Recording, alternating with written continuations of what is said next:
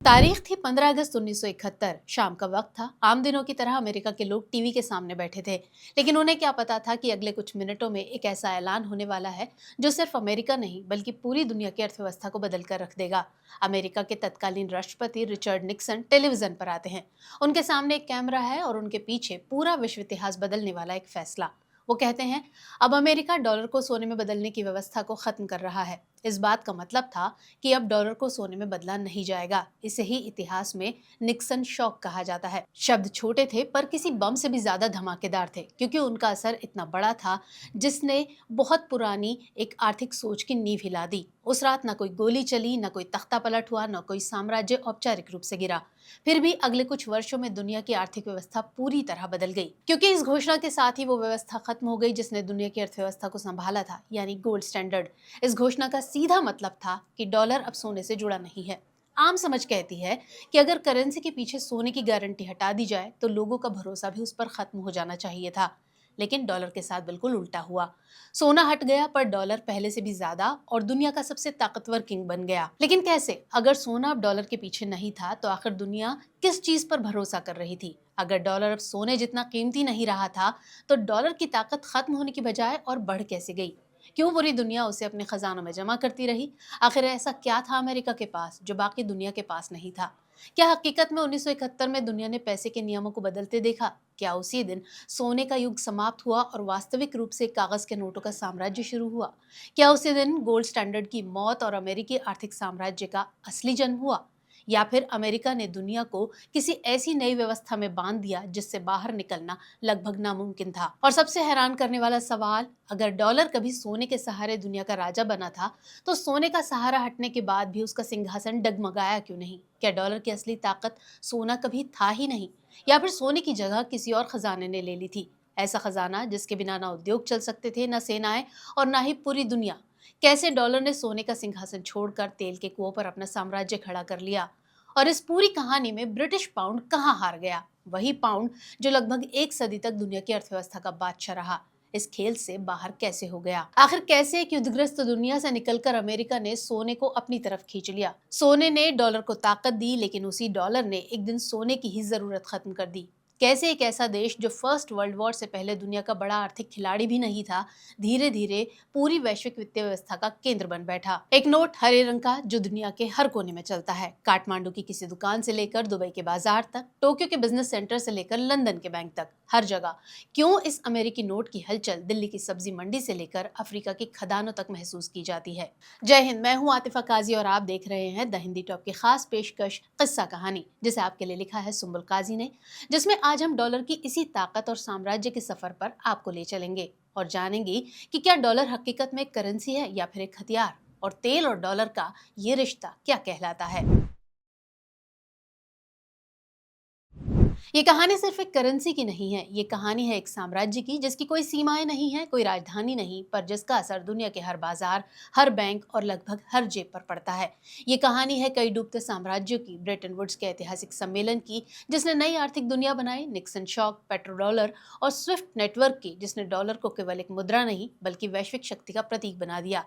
लेकिन इस कहानी की शुरुआत साल 1971 से नहीं बल्कि उससे लगभग कई साल पहले फर्स्ट वर्ल्ड वॉर के बाद की तबाही से होती है। 1914 जब दुनिया का पहला बड़ा युद्ध हुआ, मतलब फर्स्ट वर्ल्ड वॉर। इससे पहले दुनिया की आर्थिक राजधानी अमेरिका नहीं बल्कि लंदन हुआ करती थी और दुनिया की सबसे ताकतवर करेंसी ब्रिटिश पाउंड थी। और क्योंकि ब्रिटिश साम्राज्य दुनिया के सबसे बड़े व्यापारिक नेटवर्क को कंट्रोल करता था, इसलिए पाउंड ही ग्लोबल रिजर्व करेंसी थी। मतलब ऐसी करेंसी जिसे दुनिया के देश भरोसे और सुरक्षा के लिए अपने पास जमा करके रखते थे। इसे ऐसे समझते हैं जैसे जब किसी देश को विदेशों से सामान खरीदना या इंटरनेशनल ट्रेड करना होता है या आर्थिक संकट आ जाता है, तब उसके पास एक मजबूत और भरोसेमंद करेंसी होनी चाहिए। इसी को रिजर्व करेंसी कहते हैं। ये दुनिया भर की और करेंसीज के लिए एक बेंचमार्क के तौर पर काम करती है और इसे आमतौर पर सर्कुलेशन में मौजूद सबसे स्टेबल, लिक्विड और ट्रस्टवर्दी करेंसी माना जाता है, जो आज डॉलर है। खैर, 19वीं सदी और 20वीं सदी की शुरुआत में दुनिया का करीबन 60% व्यापार ब्रिटिश पाउंड या पाउंड स्टर्लिंग में ही होता था। ये वो वक्त था जब अमेरिकी डॉलर की कोई अंतर्राष्ट्रीय हैसियत नहीं हुआ करती थी। ब्रिटिश पाउंड ही ग्लोबल रिजर्व करेंसी थी। 1900 के आसपास यूनाइटेड किंगडम दुनिया की सबसे बड़ी आर्थिक और औपनिवेशिक ताकतों में से था। इसीलिए ब्रिटिश पाउंड का अंतर्राष्ट्रीय व्यापार व बैंकिंग में बहुत इस्तेमाल होता था। उस दौर में दुनिया के ज्यादातर देश गोल्ड स्टैंडर्ड फॉलो करते थे। लगभग 1880 से 1914 के बीच दुनिया की लगभग सभी लीडिंग इकोनॉमीज इसे फॉलो कर रही थी। गोल्ड स्टैंडर्ड मतलब एक ऐसी आर्थिक व्यवस्था जिसमें किसी देश की मुद्रा की कीमत सीधे सोने से जुड़ी होती थी, यानी सरकार जितना सोना अपने खजाने में रखती थी उतना ही पैसा छाप सकती थी। गोल्ड स्टैंडर्ड में देशों की करेंसी सोने से जुड़ी होती थी, यानी लोग चाहे तो अपनी करेंसी के बदले तय मात्रा में सोना ले सकते थे। इसे एक एग्जाम्पल से समझते हैं। मान लीजिए अगर किसी देश ने तय किया कि एक नोट बराबर 1 ग्राम सोना है, तो लोग उस नोट को बैंक में जाकर सोने में बदल सकते थे। यानी उस वक्त नोट खुद में असली संपत्ति नहीं था, बल्कि सोने पर लिखा हुआ एक वादा था। इसी वजह से लोग कागज के नोट पर भरोसा करते थे और लोगों को भरोसा रहता था कि उनके नोट के पीछे वास्तविक संपत्ति मौजूद है। हर देश अपनी करेंसी में सोने की कीमत तय कर देता था। यूके में 1 ट्रॉय ऑन्स सोने की कीमत 4.25 पाउंड थी, जबकि अमेरिका में इसे $20.67 तय किया गया था। इसका मतलब था कि पाउंड और डॉलर के बीच एक फिक्स्ड एक्सचेंज रेट बन गया। 1 पाउंड बराबर $4.87 के था। इसी तरह गोल्ड स्टैंडर्ड अपनाने वाले बाकी सभी देशों के बीच भी एक दर तय हो गई। इसका मतलब ये भी था कि अगर किसी के पास 4.25 पाउंड स्टर्लिंग है, तो वो इस कागजी मुद्रा को इस तय सोने में बदल सकता था, यानी नोट के पीछे सोने की गारंटी थी। इसी को गोल्ड स्टैंडर्ड कहते हैं, यानी सोने पर आधारित मुद्रा प्रणाली। मतलब जिस देश के पास जितना ज्यादा सोना, वो उतना ही मजबूत। सिस्टम सिंपल था, लेकिन इतिहास को सरल चीजें पसंद नहीं है। अब आया साल 1914, यानी फर्स्ट वर्ल्ड वॉर। इसने दुनिया की आर्थिक व्यवस्था हिलाकर रख दी। युद्ध बेहद महंगा था। ब्रिटेन, फ्रांस और उनके सहयोगियों को हथियार, भोजन और संसाधनों की भारी जरूरत थी। यूरोप इस आग में बुरी तरह जल रहा था। उद्योग धंधे जंग की वजह से चौपट हो गए थे। शहर तबाह हो रहे थे, फैक्ट्रियां नष्ट हो रही थी, अर्थव्यवस्थाएं चरमरा गई थी। पर जंग अब शुरू हुई थी तो लड़नी भी थी। तो इन देशों को बड़ी मात्रा में हथियारों की जरूरत थी, गोला बारूद भी चाहिए था, साथ ही खाने पीने का सामान और दवा वगैरह भी चाहिए थे। इनके अपने यहाँ उतना उत्पादन हो नहीं रहा था, इसीलिए ये सब दूसरे देशों से मंगाना था। और ये सब खरीदने और युद्ध लड़ने के लिए उन्हें चाहिए थे पैसे, बहुत सारे पैसे। इतने कि उनके सोने के भंडार कम पड़ने लगे और बहुत से देशों के सोने के भंडार तो खाली तक होने लगे। और यहीं से पुरानी व्यवस्था दरकने लगी। लेकिन इस पूरे हंगामे के बीच जब यूरोप लड़ रहा था, तो एक देश युद्ध से दूर रहकर उन्हें ये सब बेच रहा था। ये था अमेरिका। जहां यूरोप तबाह हो रहा था, उस वक्त अमेरिका युद्ध से दूर था और तेजी से औद्योगिक उत्पादन कर रहा था। उसकी फैक्ट्रियां बढ़िया काम कर रही थी और युद्ध में अलाइड पावर्स को सामान बेच रही थी। लेकिन लड़ाई में शामिल देशों की समस्या ये थी कि उनके पास पर्याप्त पैसा नहीं था।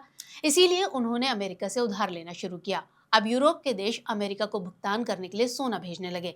इस तरह धीरे धीरे दुनिया का बहुत सा सोना यूरोप से निकलकर अमेरिका की तिजोरियों में जमा होने लगा। हालांकि साल 1917 में अमेरिका भी इस लड़ाई में शामिल हो गया, लेकिन तब तक लगभग सारा मामला निपट चुका था। मतलब जंग लगभग खत्म ही हो चुकी थी और अमेरिका पैसे से भी मजबूत हो चुका था, इसलिए उसकी अर्थव्यवस्था पर कोई खासा फर्क नहीं पड़ा। जब 1918 में लड़ाई खत्म हुई, तो दुनिया का बहुत सारा सोना अब तक अमेरिका के पास पहुंच चुका था। अलाइड पावर्स ने युद्ध तो जीत लिया, पर वो आर्थिक रूप से कमजोर हो चुके थे। उनके सोने के भंडार भी लगभग खत्म हो गए।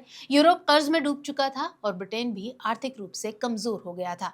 युद्ध के खर्चे ने ब्रिटेन की इकोनॉमी की कमर तोड़ कर रख दी। ब्रिटेन, जो कभी दुनिया का सबसे बड़ा क्रेडिटर यानी कर्जदाता हुआ करता था, अब अमेरिका का सबसे बड़ा कर्जदार यानी डेटर बन गया। युद्ध शुरू होने के कुछ ही वक्त बाद ब्रिटेन ने गोल्ड स्टैंडर्ड को प्रभावी रूप से निलंबित कर दिया था, क्योंकि युद्ध का खर्च उठाने के लिए ब्रिटेन ने भारी कर्ज लिया, टैक्स बढ़ाए और मुद्रा आपूर्ति बढ़ाई। मतलब कागजी नोट बड़े पैमाने पर जारी किए, जिससे पाउंड की वैल्यू कम होने लगी और महंगाई बढ़ने लगी। असल में गोल्ड स्टैंडर्ड के कुछ बड़े नुकसान भी थे। दुनिया में पैसे की आपूर्ति में होने वाले बदलाव आर्थिक स्थितियों पर नहीं, बल्कि खदानों से निकाले गए नए सोने की मात्रा पर निर्भर करते थे। इसका मतलब ये था कि एक तरफ तो रिसेशन और बूम जैसी स्थितियों से निपटने के लिए मॉनेटरी पॉलिसी का इस्तेमाल नहीं किया जा सकता था, और दूसरी तरफ सोने के उत्पादन में भारी वृद्धि होने पर मनी सप्लाई तेजी से बढ़ती थी, जिससे महंगाई बढ़ जाती थी। इसीलिए जब कोई देश बहुत ज्यादा नोट छापता, तो उस नोट की कीमत गिर जाती, मुद्रास्फीति होती। ब्रिटेन के साथ भी यही हुआ। युद्ध के बाद ब्रिटेन के पास इतने सारे नोट थे कि अगर सभी लोग एक साथ बैंक जाकर कहते कि हमें इन नोटों के बदले सोना चाहिए, तो ब्रिटेन के पास इतना सोना था ही नहीं कि वो सबको दे सकता। इन सब बातों और निर्यात की वजह से सोने के भारी नुकसान को रोकने के लिए ब्रिटिश सरकार ने एक टेम्पररी गोल्ड एम्बार्गो यानी सोने के निर्यात पर रोक का आदेश जारी किया, जिससे पाउंड गोल्ड स्टैंडर्ड से अलग हो गया। हालांकि कागजों पर ब्रिटेन गोल्ड स्टैंडर्ड पर ही कायम रहा, पर बैंक नोटों को सोने में बदलने की फैसिलिटी सस्पेंड कर दी गई।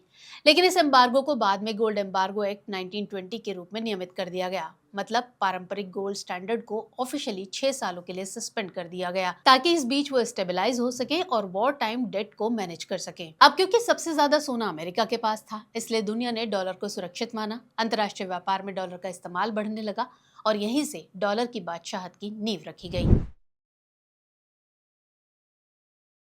ब्रिटेन ने सोचा था कि वो गोल्ड स्टैंडर्ड को कुछ वक्त के लिए छोड़ रहा है, जब सब ठीक हो जाएगा तो वापस आ जाएगा, और हुआ भी ऐसा ही। 1925 तक ब्रिटेन की अर्थव्यवस्था कुछ संभल गई थी। ब्रिटिश नेताओं को भी लगता था कि अगर पाउंड को फिर से पुराने स्तर पर सोने से जोड़ दिया जाए तो लंदन दोबारा दुनिया का वित्तीय केंद्र बन जाएगा। इसीलिए ब्रिटेन ने दोबारा गोल्ड स्टैंडर्ड पर लौटने की कोशिश की, ताकि दुनिया का भरोसा पाउंड को वापस मिल सके। विंस्टन चर्चिल, जो उस वक्त ब्रिटेन के चांसलर ऑफ द एक्सचेकर यानी वित्त मंत्री थे, उन पर बैंक ऑफ इंग्लैंड और ट्रेजरी की तरफ से जबरदस्त दबाव था कि वो पाउंड स्टर्लिंग को वापस गोल्ड स्टैंडर्ड से जोड़ दें। हालांकि चर्चिल खुद इस फैसले के हक में नहीं थे, इसीलिए इसे लेकर बहुत संशय में भी थे। समझ नहीं आ रहा था कि क्या फैसला लें। इसीलिए उन्होंने ब्रिटेन के आर्थिक जगत की जानी मानी हस्तियों को चर्चा के लिए एक दिन डिनर पर बुलाया। 17 मार्च 1925 को 11 डाउनिंग स्ट्रीट, जो यूनाइटेड किंगडम के वित्त मंत्री का आधिकारिक निवास और कार्यालय है, पर एक खास डिनर रखा गया।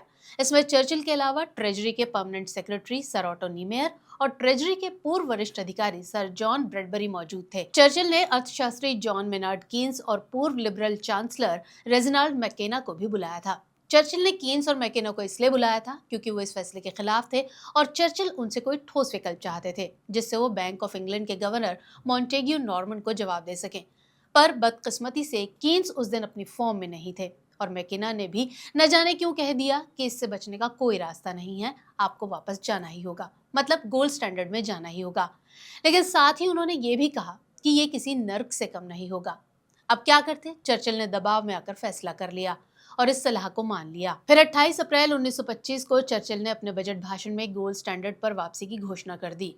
ब्रिटेन ने पुराने जमाने वाली दर ही लगाई, मतलब फर्स्ट वर्ल्ड वॉर से पहले वाली दर, यानी 1 पाउंड बराबर उतना ही सोना जितना युद्ध से पहले था। डॉलर पाउंड एक्सचेंज रेट भी $4.87 पर 1 पाउंड रखा गया। हालांकि बैंक ऑफ इंग्लैंड का असल सरकारी आंकड़ा $4.87 था, जो ब्रिटेन सरकार ने 1925 में गोल्ड स्टैंडर्ड पर लौटते समय तय किया था। इसीलिए इसे लगभग $4.87 भी बताया गया। पर यही दर चर्चिल की सबसे बड़ी गलती साबित हुई। इस बात को जरा ध्यान से समझना इसलिए जरूरी है क्योंकि यहीं से असल खेल बिगड़ने वाला था और डॉलर से पाउंड शिकस्त खाने वाला था। 1914 से पहले ब्रिटेन गोल्ड स्टैंडर्ड पर था और 1 पाउंड लगभग $4.87 के बराबर था। सब ठीक था, पर जैसा हमने पहले बताया था कि युद्ध के दौरान ब्रिटेन ने खर्चे उठाने के लिए बहुत सारे नोट छापे थे बिना सोने के बैकअप के। इससे महंगाई बढ़ी और पाउंड की असली कीमत घट गई। हालांकि अमेरिका में भी महंगाई बढ़ी, लेकिन उतनी नहीं जितनी ब्रिटेन में। और फॉर्मूला आसान है, जिस देश में महंगाई ज्यादा वहां की करेंसी की कीमत भी कम। जब देश गोल्ड स्टैंडर्ड पर नहीं होता तो दो करेंसियों के बीच की कीमत बाजार में तय होती है, बिल्कुल आज की तरह। तो उस वक्त यानी 1925 में लंदन और न्यूयॉर्क के विदेशी मुद्रा बाजारों में जो वास्तविक लेन देन हो रहा था वो लगभग $4.40 पर 1 पाउंड था। ये कोई अंदाजा नहीं था, ये असली एक्सचेंज रेट था जिस पर लोग पाउंड खरीद बेच रहे थे। 1925 तक ब्रिटेन में कीमतें अमेरिका से लगभग 10% ज्यादा बढ़ चुकी थी। इसलिए देखा जाए तो पाउंड की कीमत भी लगभग 10% गिरनी चाहिए थी। लेकिन सरकारी रेट क्या तय किया गया? $4 और तकरीबन 87 सेंट्स 1 पाउंड का। मतलब पाउंड को ओवर वैल्यूड यानी उसकी असली कीमत से ज्यादा महंगा कर दिया गया, लगभग 10% ज्यादा। और यही फर्क ब्रिटेन के निर्यात को महंगा करके उद्योगों को बर्बाद करने वाला साबित हुआ। कैसे? इसे एक एग्जाम्पल से समझते हैं। मान लीजिए एक ब्रिटिश कार की कीमत 1000 पाउंड थी, तो $4.40 के रेट से अमेरिका को वो $4400 की पड़ती। लेकिन $4.87 का रेट लगाया जाए तो इसकी कीमत हो जाएगी $4870, यानी $470 ज्यादा। तो अमेरिकी ग्राहक ब्रिटेन से क्यों खरीदेगा? अपनी कार नहीं खरीदेगा। तो अब समझ आ गया होगा इस $4.87 रेट का गणित। मतलब ब्रिटेन की चीजें जैसे स्टील, कपड़ा, कार वगैरह अमेरिका और दुनिया के लिए बहुत महंगी हो गई, पर अमेरिका की चीजें ब्रिटेन के लिए सस्ती हो गई। इससे ब्रिटेन का एक्सपोर्ट घटने लगा और इंपोर्ट में इजाफा होने लगा। नतीजा क्या हुआ? ब्रिटिश एक्सपोर्ट महंगा हो गया, उद्योग धंधे बंद होने लगे, कारखानों का माल बिकना बंद हो गया, लाखों लोग बेरोजगार हो गए, देश में मंदी आ गई और अर्थव्यवस्था पर दबाव बढ़ता गया। हालांकि जॉन मेनार्ड कीन्स वही कीन्स जो फैसले के वक्त न जाने किस ख्याल में थे और कोई ठोस राय नहीं दे पाए थे, ने बाद में अपने एक लेख the economic consequences of mister Churchill में इस नीति की आलोचना करते हुए गोल्ड स्टैंडर्ड पर वापसी को गलत बताया और इसे एक खतरनाक कदम कहा। चर्चिल ने भी बाद में इसे अपने जीवन की एक बड़ी भूल माना। ऑस्ट्रिया के मिसेस इंस्टीट्यूट, जो एक नॉन प्रॉफिट एजुकेशनल रिसर्च और पब्लिशिंग इंस्टीट्यूशन है, की एक report the gold exchange standard in operation 1926 to 1929 के मुताबिक 1925 में गोल्ड स्टैंडर्ड पर लौटने के बाद ब्रिटेन में बेरोजगारी लगभग 10 से 14% तक पहुंच गई। यही वो टर्निंग पॉइंट था जहां से डॉलर की कहानी ने गति पकड़ी, क्योंकि जब ब्रिटेन ने पाउंड को महंगा करने के लिए ब्याज दरें बढ़ा दी और पैसे की सप्लाई कम कर दी, तो इससे कीमतें तो गिरी लेकिन मजदूरी भी गिरी और कर्ज चुकाना मुश्किल हो गया। परिणाम, लोग गरीब हुए, कंपनियां डूबने लगी। जैसे दुनिया के व्यापारी, निवेशक और सरकारें डॉलर में ही सौदा करने लगे, विदेशी कर्ज भी डॉलर में लिए जाने लगे। लोगों को अमेरिकी चीजें सस्ती पड़ने लगी, डॉलर सेफ लगने लगा और वो पाउंड छोड़ने लगे, पाउंड बेचकर डॉलर खरीदने लगे। इससे ब्रिटेन के सोने के भंडार से सोना अमेरिका जाने लगा। डॉलर अब सिर्फ एक मुद्रा नहीं रह गया था, वो पाउंड का प्रतिद्वंदी बन चुका था। तो अब तक की पूरी कहानी से आपको इतना तो समझ आ गया होगा कि डॉलर कैसे दुनिया की आर्थिक राजनीति में एक बड़ा खिलाड़ी बनकर उभरा और कैसे फर्स्ट वर्ल्ड वॉर की आपदा उसके लिए अवसर बन गई। पर ब्रिटेन ने इतनी जल्दी हार कैसे मान ली? क्या वो हमेशा गोल्ड स्टैंडर्ड से बंधा रहा? और अभी तो सेकेंड वर्ल्ड वॉर बाकी थी, उसका डॉलर के डोमिनेंस में क्या रोल रहा? और वो कौन सा मास्टर स्ट्रोक था जिसने दुनिया को डॉलर के आगे मजबूर कर दिया? और वो कौन सा डर है जिसकी वजह से अमेरिका के सैंक्शन से दुनिया घबराती है? और अगर डॉलर इतना ही जरूरी हो गया है तो फिर क्यों कई देश डी डॉलराइजेशन की तरफ जाने लगे हैं? क्या ये एक नए आर्थिक युग की सुगबुगाहट है? और अगर डॉलर नहीं तो फिर क्या? इन सब सवालों के जवाब अगले भाग में। आपको हमारा ये प्रोग्राम कैसा लगा कमेंट सेक्शन में जरूर बताइएगा और साथ ही हमें social media handles Facebook, Insta और एक्स पर फॉलो करना ना भूलें। Audio Jungle.